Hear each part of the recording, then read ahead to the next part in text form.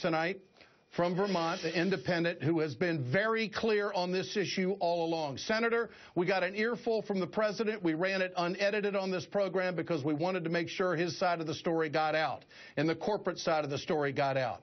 He said that there are enforceable labor and environmental provisions in the TPP. What does he mean? How enforceable are they? Your take.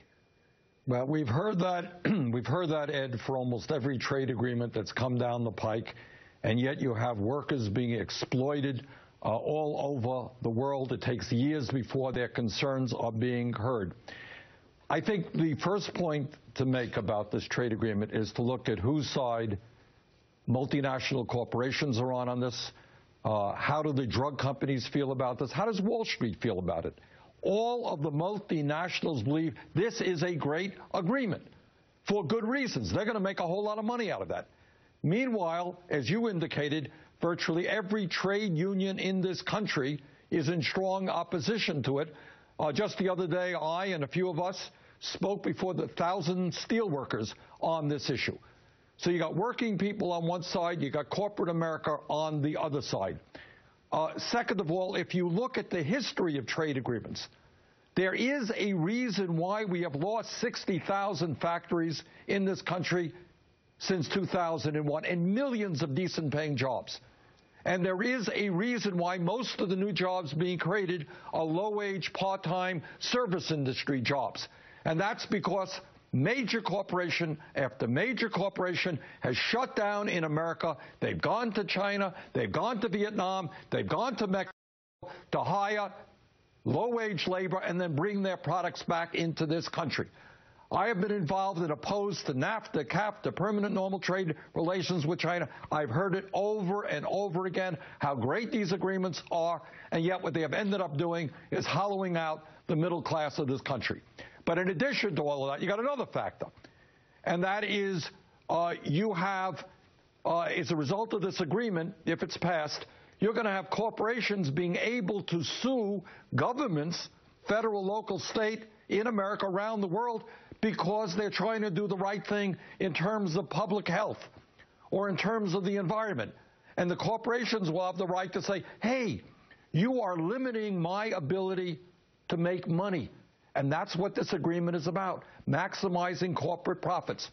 So you have a case which could be similar under TPP, where Uruguay, a little country, is being sued by Philip Morris. Why? Because they don't want their kids getting hooked onto cigarettes, because profits are more important than human needs. You have Doctors Without Borders, one of the heroic groups in the world, going to treat poor people all over the world. They are saying this agreement is terrible because it will raise pharmaceutical prices in low-income countries, because corporations, the pharmaceutical industry, will be able to maintain their patents and countries will not be able to go into generic drugs. So you look at all of those factors, and it is very disappointing that President Obama is on the wrong side of this, that Hillary Clinton has not spoken out strongly in defense of working people on this issue. President Obama said that we don't write trade rules, that China will be writing the trade rules. What's your response to that? My response is we are the largest economy in the history of the world, and every single night corporations are on television telling us, buy this product, buy that product, buy that product. Do you think that as a nation we don't have the capability of saying to those corporations, if you want us to buy those products, how about manufacturing them here in America and not in China? How about putting our people back to work? One of the reasons, Ed, that the middle class has declined is that we have seen massive declines in manufacturing and manufacturing jobs. It is terribly important we rebuild our manufacturing base, and you don't do that with these terrible trade agreements. Senator Bernie Sanders, good to have you with us tonight. I appreciate your time.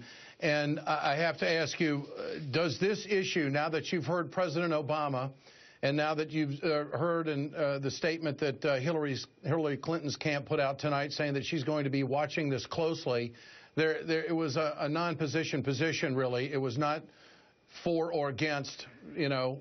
I mean, it was rather political. It was political speak. It was generic. Ed, there's nothing. Does this bring you any closer to a decision? Well, yeah. Does this bring you any closer to a decision? Closely. I will make a decision within the next few weeks, yes. And this is a key issue. If I run, trade is a central part of a campaign.